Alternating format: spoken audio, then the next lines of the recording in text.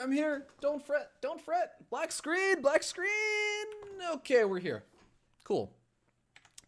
And we're hopping into the game. It is going to be game number 1 between Petraeus and this other guy, even though I just ruined my own intros. It's going to be Probe. Echo's Probe, as we spawn up here in the top left-hand corner on the guy whose name I just said like 5 times in a row. It's the red Protoss, Echo's Probe. Whoa, Prion Terraces. This is a very strange map to make it first in a PvZ, but down here in the bottom right-hand corner, in the yellow Zerg player, representing Team Root Gaming, give it up for Petraeus. No, but seriously, how did this map make it into the first game of a PvZ? How is this the first map? Does Probe have some special tactics planned? Was he tricked? Did he forget which one was Prion Terraces and he said, "Oh, which one was you know, the one that has those easy to take 3 bases and everything, you know, the very normal one? Oh, Dust Towers? No. I mean, it was Prion Terraces. That was totally Prion Terraces. Oh yeah, thanks. I'll have that for map 1. I feel like that's how it must have gone down. Oh, this is so strange. Now, okay, I'm saying all of this a little bit jokingly because there have been the changes. The gold expansions are now at the natural instead of down over here at these third locations. But still, a lot of Zerg players will just grab both gold expansions, and Protoss have been struggling with that. Also, this is the second Protoss I've casted today. I don't know what's up with Latin America as well as the sea region, but there are not a lot of Protosses that I've been able to cast, and this actually makes me a little bit happy, because finally I get to cast someone who actually plays the race I do, and something I won't just be kind of in the dark on a lot of the technical details and the cool intricacies of the matchup that I'm more familiar with because I play Protoss. Alright, so we got Petraeus not going for that fast 3 hatch. I thought I saw a drones headed over there, but it does have up his spawning pool, getting up a nice and early Zergling speed, and may end up just trying to pump out a couple of Zerglings to try and shut down that natural expansion. No, looks like he's only going to be going up to 4, but at the same time we have a Stalker being credited out. I love the trend for more Protoss players to get out the Stalker or to get out the Sentry and everything. He is going to be able to spot that Overlord in a second and potentially get very close to killing off. I don't think he's going to be able to get it from this location, just because that Overlord should be able to get to a nice safe place before, yep, a whole lot happens. But the Stalker can chase down those Zerglings that don't have speed. They're much better at putting on pressure in a weird way. Adepts obviously do a lot more damage. They also have the Adept Shade, but when it comes to poking at the front, Adepts get surrounded by Zerglings very, very quickly. Of course, Stalkers can get that free damage done with any Overlords that they scout out on the map. And of course, they can shut down the scouting information. That's such a big part about playing Protoss. I love to see more Protoss players going for these early Stalkers. And then just following up with the Adept. Adepts can be a follow-up. They don't have to be the very first units you make. But Petraeus grabbing that gold expansion over the 3rd. This is like the most typical thing for any Zerg player to ever do on this map, is just, oh, wherever the gold is, I will take it. I bet you if they remove this base entirely, Zerg players would go for this gold or this gold, just because Zerg players are so obsessed with gold expansions. It's like everyone one day just woke up and said, you know what, I think that I want my name today to be Psystorm Gaming's No Regret. I think that I'm just going to no regret my way to victory. But oh, Overlord drops coming in. I haven't been paying attention to that production tab as much as I should have. Adept, of course, Resonating Glaives being researched right now, as well as a lot of gateways going up. But this Overlord gonna get scouted out by the Stalker, and that does mean that he has a little bit more time to get his Adepts into the right position. Now, normally there is oh. What?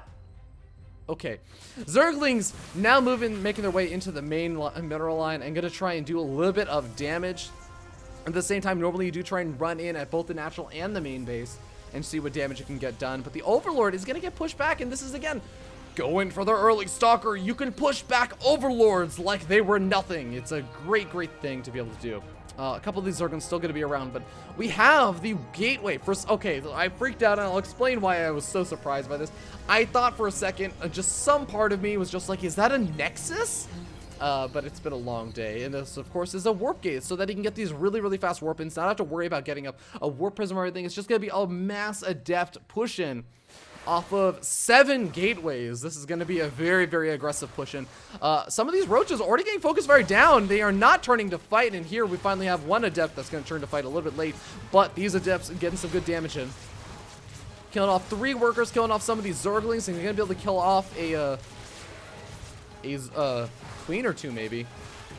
But the adepts are not actually making as much damage as I think they wanted to have happen. The roach split up from Petraeus is really on point. You notice how few drones Petraeus actually has, and it's not because he lost a lot of drones, and he did lose a couple. He lost 7 drones, but it's mainly because Petraeus just said, well, I don't need to make that many drones right now. I have, first of all, double golds, but second of all I have to do is hold off this roach, or sorry, this adept pressure, and guess what? When my opponent uses and sacrifices all their adepts, that's when I just go for the big counter swing and I kill my opponent. That's how so many PvZs go. When you end up having these kind of big 7-gate adept resonating glaive all-ins. But ooh, these adepts starting to make a little bit more damage happen. Not quite as much over here to defend. This spine crawler is soaking up quite a few of the hits though.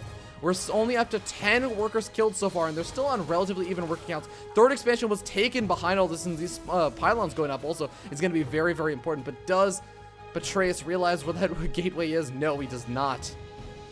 It's not very often that a Protoss player is ballsy enough to build the warp gate up here just so close to their opponent's base.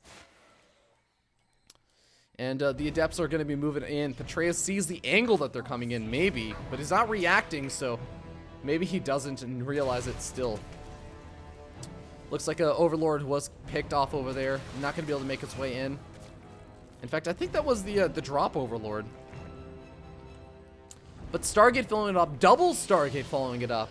I mean, 7 gateways, that's all you really need in terms of gateway count for a while. And the double Stargate going to be able to pump out those Void Rays. Going to be very effective against the mostly just Roach force right now for Petraeus. This could end up working out. I mean, there's no Ravagers being made over here for Petraeus. He's going to try and shut down this 3rd expansion. That's going to be his ultimate goal, but the Mothership Core has still enough energy for 2 Photon Overcharge, and he's going to be able to get out those Voiders, and once the Voiders pop out, this becomes a whole different level of difficult to do for Petraeus to shut down that 3rd. Now, Petraeus can instead establish this 4th expansion, but his natural expansion is already starting to run a little bit dry, as well as these Adepts, of course, putting in a little bit of pressure. But the Spire gets scouted. The Spire is going to be making some of these Mutalisks, and guess what? The double Stargate does mean that he can immediately switch into, guess what? Phoenix production. Phoenixes are already on the way in conjunction, going to be joining up with some of those Void Rays in the big engagements, but it makes it so hard to make that Mutalisk transition work. In fact, does Petraeus even make any more Mutalisks? He's only got 5 Mutalisks out on the map right now. I think that might be the right decision, knowing that your opponent scouted out your Spire tech, and instead just go straight into the Hydralisk, go into the Lurker Den, start really gearing up for that late game. A lot of Adepts still making their way in, and this is going to be, oh, I think it should be okay. He's got enough Roaches. He's just got to be careful about how he splits things up. These Mutalisks running desperately from an almost equal number of Phoenix, but here's the thing. The Mutalisks may be a false alarm. Because if there is an overproduction of Phoenix, that can cause a lot of problems for a Protoss player. A Protoss player that overproduces Phoenixes doesn't get up splash damage, doesn't get up detection like a robotics facility. That can be really, really difficult when you end up going up against Lurkers. Now, of course, the Phoenixes are useful. They can not only do this kind of damage and, you know, start to poke away maybe at some stray Hydralisk, but they can also lift up the Lurkers. The problem is going to be with the fact that the Phoenixes, I mean, they are an investment that could have gone into, like, earlier Disruptors, could have gone into Immortals, could have gone into a Templar Archives, could have gone into Archons or Charge. Like, these are all things that you only need 5 to 6 Phoenix for. Like, having 8 Phoenix is not significantly advantageous over having 8. So it's important not to overproduce those Phoenixes, and it looks like he is finally stopping that Phoenix production, and this is going to be a pretty nice number. He can afford to lose a few here and there, but he's not going to be in a terrible position when he does. A couple of Changeling Zealots, not really getting the point of why they are Changelings. Going to make their way across the map and hopefully get some sort of scouting information. But the Phoenixes moving around, get some great information over here on this army as it moves across the map. And we have a 4th expansion trying to be established over here for Probe. probe. I feel like this is going to be a very scary moment where the lurkers are out and there's immortals coming out. There is the double robotics facility, and none of the units being made from either of these robos are observers. And how does he defend until he actually gets up those observers? Or even an oracle or something to detect these lurkers. He's got to be so careful about it. Phoenixes are going to be really nice for picking off those overseers. Those overseers are going to be rather useless and defenseless against these phoenixes. And guess what? That does make the the observer that eventually probably gets made much safer. But he's still not starting up on that observer. He definitely sees the lurker hit, but he's not starting up on an oracle either. He's just continuing to produce immortals, getting out more charge zealots, and he's taking a lot of damage over here. In fact, I think Petraeus may have enough to push on through. The void rays, the phoenixes, everything is falling. GG gets called, and Petraeus gonna be your victor in game number 1.